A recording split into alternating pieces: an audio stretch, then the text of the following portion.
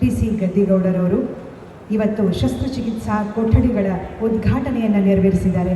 ಅವರೆಲ್ಲರೂ ನಮ್ಮೆಲ್ಲರನ್ನ ಉದ್ದೇಶಿಸಿ 2 ಮಾತನಾಡಬೇಕಾಗಿ ವಿನಂತಿ.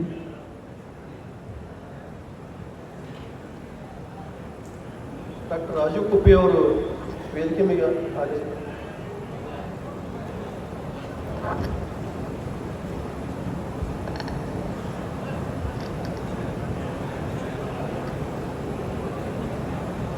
ಇವತ್ತಿನ ದಿವಸ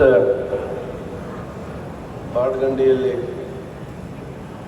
SR ಪಾಟೀಲ್ ವೈದ್ಯಕೀಯ ಮಹಾವಿದ್ಯಾಲಯ, ಆಸ್ಪತ್ರೆ ಹಾಗೂ ಸಂಶೋಧನಾ ಕೇಂದ್ರ ಬಾಡ್ಗಂಡಿ ಇದರ ಉದ್ಘಾಟನಾ ಸಮಾರಂಭದಲ್ಲಿ ಭಾಗವಹಿಸಿ ವೇದಿಕೆ ಮೇಲೆ ವಿರಾಜಮಾನರಾಗಿರ್ತಕ್ಕಂಥ ಪರಮ ಪೂಜ್ಯ ಶ್ರೀ ಫಕೀರ ದಿಂಗಾಲೇಶ್ವರ ಮಹಾಸ್ವಾಮಿಗಳ ಪಾದದಲ್ಲಿ ಭಕ್ತಿಪೂರ್ವಕ ನಮಸ್ಕಾರ ಮಾಡಿ, ಇನ್ನೂರು ಪರಮ ಪೂಜ್ಯರು ಆಗಿರ್ತಕ್ಕಂಥ ವೇಮನ್ ಸಂಸ್ಥಾನ ಮಠ ಎರೆಹೊಸಳ್ಳಿಯ ಪೂಜ್ಯ ಶ್ರೀ ವೇಮಾನಂದ ಮಹಾಸ್ವಾಮಿಗಳ ಪಾದದಲ್ಲಿ ಭಕ್ತಿಪೂರ್ವಕ ನಮಸ್ಕಾರ ಮಾಡಿ, ಈ ಸಮಾರಂಭದ ಅಧ್ಯಕ್ಷತೆಯನ್ನು ವಹಿಸಿರ್ತಕ್ಕಂಥ ಆತ್ಮೀಯರು, ಹಿರಿಯರು ಹಾಗೂ ಕರ್ನಾಟಕ ರಾಜ್ಯದ ಗೃಹ ಸಚಿವರಾಗಿರ್ತಕ್ಕಂಥ ಸನ್ಮಾನ್ಯ ಡಾಕ್ಟರ್ ವಿ ಪರಮೇಶ್ವರ್ ಅವರೇ, ಹಾಗೆಯೇ ಈಗಾಗಲೇ ವೈದ್ಯಕೀಯ ಮಹಾವಿದ್ಯಾಲಯ ಉದ್ಘಾಟನೆಯನ್ನು ಮಾಡಿ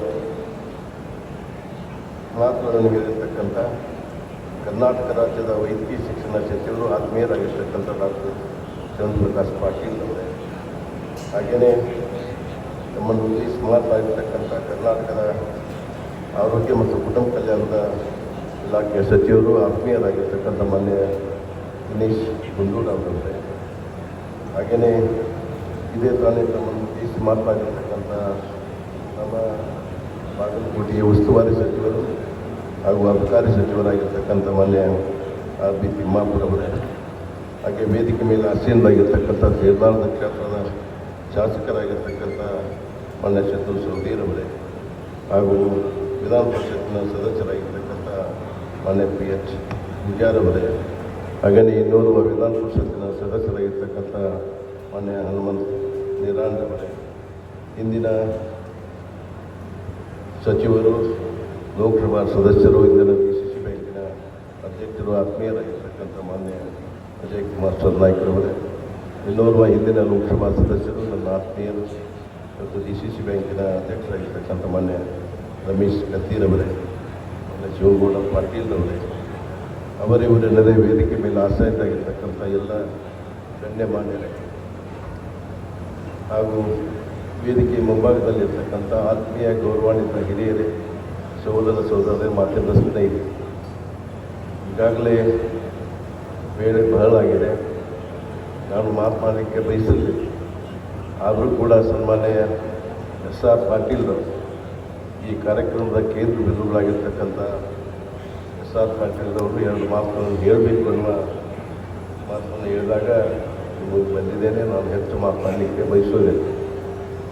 ಇವತ್ತು ಸನ್ಮಾನ್ಯ SR ಪಾಟೀಲ್ರವರ ಹುಟ್ಟುಹಬ್ಬ. ನಾನು ಇವತ್ತು ಅವರಿಗೆ ಶುಭ ಹಾರೈಸ್ತೇನೆ.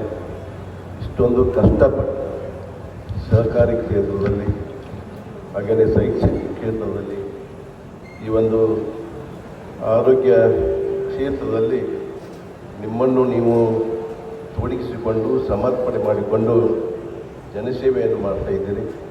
ನೀವು ಶತಾಯುಷವಾಗಿ ಇವತ್ತು ಎಲ್ಲ ಕಾರ್ಯಕ್ರಮಗಳು ಯಶಸ್ವಿಯಾಗಿ ನಡೆದು ನಮ್ಮ ಜನರ ಒಂದು ಆರೋಗ್ಯ, ಅವರ ಒಂದು ವಿದ್ಯಾಭ್ಯಾಸ, ಅದರ ಜೊತೆಗೆ ಎಲ್ಲ ಕ್ಷೇತ್ರಗಳಿಗೂ ಕೂಡ ಒಂದು ಶುಭವನ್ನು ಬಯಸ್ತಕ್ಕಂಥ ಒಂದು ಹೆಚ್ಚು ಆಯುಷ್ಯ ದೇವರು ಪಾಲಿಸಲಿ ಅಂತ ನಾನು ಕೇಳ್ಕೊಳ್ಳೋಕ್ಕೆ ಬಯಸ್ತೇನೆ. ಸನ್ಮಾನ್ಯ SR ಪಾಟೀಲ್ ನಾವೆಲ್ಲ ಬಹಳಷ್ಟು ವರ್ಷಗಳಿಂದ ಹಿಂದೆಯೇ ನಾವು ಕಲಿಯುವುದರಿಂದ ಸ್ನೇಹಿತರು. ಅವರು ರಾಜಕೀಯ ಜೊತೆಗೆ ಇವತ್ತು ಸಾಮಾಜಿಕ ಕ್ಷೇತ್ರದಲ್ಲಿ ಹಲವಾರು ಕ್ಷೇತ್ರಗಳಲ್ಲಿ ಸೇವೆಯನ್ನು ಮಾಡಿ ಇವತ್ತು ಜನರ ಒಂದು ಶ್ರೇಯಸ್ಸನ್ನು ಬಯಸತಕ್ಕಂಥ ಒಬ್ಬ ದೊಡ್ಡ ರಾಜಕಾರಣಿ. ನಾವೆಲ್ಲ ಒಟ್ಟಿಗೆ ಬಹಳಷ್ಟು ವಿಚಾರಗಳನ್ನು ನಾವು ಹಂಚ್ಕೊಳ್ತೇವೆ. ಯಾಕಂತ ಹೇಳಿದರೆ ಆಗಲೇ ಅವರು ಹೇಳಿದ ಹಾಗೆ ನಮ್ಮ ಪಕ್ಷ ರಾಜಕಾರಣ ಬೇರೆ ಇರಬಹುದು, ಆದರೆ ಒಂದು ಭಾಗದ ಅಭಿವೃದ್ಧಿ ಆಗಬೇಕಾದ್ರೆ ನನ್ನ ಲೋಕಸಭಾ ಕ್ಷೇತ್ರದ ಈ ಭಾಗ ಅಭಿವೃದ್ಧಿ ಆಗಬೇಕಾದ್ರೆ ಇವತ್ತು ನಾವು ಪಕ್ಷ ಭೇದ ಮರೆತು ಕೆಲಸ ಮಾಡಿದಾಗ ಮಾತ್ರ ಅಭಿವೃದ್ಧಿ ಆಗ್ತಿದೆ ಅನ್ನೋದು ಮಾತನ್ನು ಕೇವಲ ಎಸ್ ಆರ್ ಪಾಟೀಲ್ಗೆ ಅಷ್ಟೇ ಅಲ್ಲ, ಮಾನ್ಯ ತಿಮ್ಮಾಪುರವ್ರಿಗೂ ಕೂಡ ನಾನು ಮೊನ್ನೆ ಮಾತನಾಡಿದ್ದೇನೆ. ನಾನು ಮೊನ್ನೆ ಚುನಾವಣೆ ಆದ ತಕ್ಷಣವೇ ನಾನು ಮಾಧ್ಯಮದವರಿಗೂ ಕೂಡ ಮಾತನಾಡಿದ್ದೇನೆ. ನೀವು ಏನು ಮಾಡಬೇಕು ಅಂತ ಬಯಸಿದ್ದೀರಿ ಅನ್ನೋ ಒಂದು ಸಂದರ್ಭದಲ್ಲಿ ನಾನು ಕೇವಲ ನನ್ನ ಪಕ್ಷದವರಷ್ಟೇ ಅಲ್ಲ, ಇವತ್ತು ಕಾಂಗ್ರೆಸ್ ಸರ್ಕಾರ ಇದೆ, ಕಾಂಗ್ರೆಸ್ ಪಕ್ಷದ ಎಲ್ಲ ಮುಖಂಡರನ್ನು ಕರೆಸಿ ಅವರು ಕೂಡ ಕೂತ್ಕೊಂಡು ಇವತ್ತು ನಮ್ಮ ಜಿಲ್ಲೆಗೆ ಬೇಕಾಗಿರ್ತಕ್ಕಂಥ ಎಲ್ಲ ಕೆಲಸ ಕಾರ್ಯಗಳನ್ನು ಮಾಡಲಿಕ್ಕೆ ನಾನು ಬಯಸಿದ್ದೇನೆ ಅನ್ನೋದು ಮಾತನ್ನು ಹೇಳಿದ್ದೇನೆ. ಆ ರೀತಿಯಾಗಿ ನಡೆದುಕೊಳ್ತೇನೆ ಅನ್ನೋದು ಮಾತನ್ನು ಇವತ್ತು ಈ ವೇದಿಕೆ ಮೂಲಕ ನಿಮಗೆಲ್ಲರಿಗೂ ಕೂಡ ಹೇಳಲಿಕ್ಕೆ ಬಯಸ್ತೇನೆ. ಸನ್ಮಾನ್ಯ ಎಸ್ ಆರ್ ಪಾಟೀಲ್ರು ದೆಹಲಿಗೆ ಬಂದಿರತಕ್ಕಂಥ ಸಂದರ್ಭದಲ್ಲಿ ಇವತ್ತು ನನಗೆ ಒಂದು ದೊಡ್ಡ ಕೆಲಸ ಆಗಬೇಕಾಗಿದೆ. ಇವತ್ತು ನಮ್ಮ ಮನಸ್ಸುಗಳಿಂದ ಆಗುವ ಕೆಲಸ ಆಗ್ತದೆ, ಅವರ ಹತ್ರ ನನಗೆ ಕರ್ಕೊಂಡು ಹೋಗಿ ಹೇಳಬೇಕು ಅನ್ನುವ ಉದ್ದೇಶವನ್ನು ಹೇಳಿದಾಗ ನಾನು ನಮ್ಮ ಸಚಿವರಾಗಿರ್ತಕ್ಕಂಥ ಮಾನ್ಯ ಪ್ರಹ್ಲಾದ್ ಜೋಶಿರವ್ರ ಜೊತೆ ಕರೆದುಕೊಂಡು ನಾನು ಕೂಡ ಬೇರೆ ಬೇರೆ ಕೆಲಸದಲ್ಲಿ ನಾನು ಇದ್ದಿರ್ತಕ್ಕಂಥ ಸಂದರ್ಭದಲ್ಲಿ ಹೆಚ್ಚು ನನಗೆ ಮಾತನಾಡಲಿಕ್ಕೆ ಆಗಲಿಲ್ಲ. ಅವರಿಗೆ ಒಂದು ಮಾತನ್ನು ಹೇಳಿದ್ದೆ. ಇವತ್ತು ಸನ್ಮಾನ್ಯ ಎಸ್ ಆರ್ ಪಾಟೀಲ್ರವರು ಒಬ್ಬ ಹಿರಿಯ ರಾಜಕಾರಣಿಗಳು, ಇವತ್ತು ಅಭಿವೃದ್ಧಿ ಕೆಲಸದ ಬಗ್ಗೆ ಯಾವತ್ತೂ ಕೂಡ ಚಿಂತನೆಯನ್ನು ಹೊಂದಿದವರು. ಇವತ್ತು ಅವರು ನನ್ನ ಆತ್ಮೀಯ ಸ್ನೇಹಿತರು, ಅವರು ಕೆಲಸ ಮಾಡಿಕೊಳ್ಳಲೇಬೇಕು ಅನ್ನೋದು ಮಾತನ್ನು ನಾನು ಹೇಳಿದ್ದೆ. ನಿನ್ನೆ ತಾನೇ ಮಾನ್ಯ ಪ್ರಹ್ಲಾದ್ ಜೋಶಿರವರು ಹೇಳಿದ್ದು. ಇವತ್ತು ಸನ್ಮಾನ್ಯ ಗದ್ದಿಗೌಡರು ಹೇಳಿದ ತಕ್ಷಣವೇ ನಾನು ಇವತ್ತು ಅಂದಿನ ಆರೋಗ್ಯ ಸಚಿವರಿಗೆ ಭೇಟಿಯಾಗಿ ಆ ಕೆಲಸ ಆಗಲೇಬೇಕು, ನಮ್ಮ ಹಿರಿಯರು ಹೇಳಿದ್ದಾರೆ ಅನ್ನೋ ಒಂದು ಮಾತನ್ನು ನಿನ್ನೆ ಮತ್ತೆ ಅವರು ಪ್ರಸ್ತಾಪ ಮಾಡಿದರು.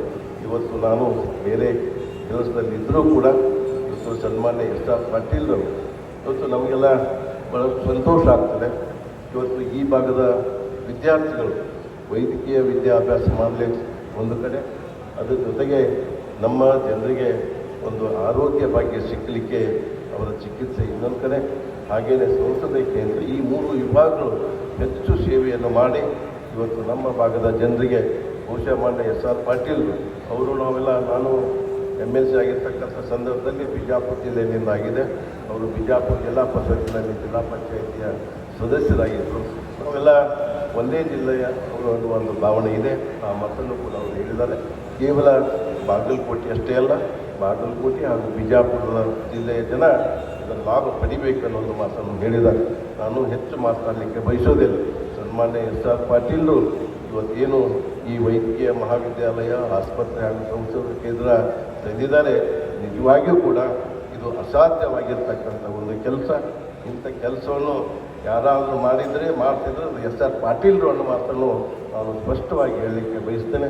ಯಾಕಂತ ಹೇಳಿದರೆ ಇವತ್ತು ಒಂದು ಮಹಾವಿದ್ಯಾಲಯ ಇಲ್ಲಿ ನಡಿಬೇಕಾದ್ರೆ ಅದಕ್ಕೆ ಬಹಳಷ್ಟು ಕಷ್ಟ ಆಗ್ತದೆ.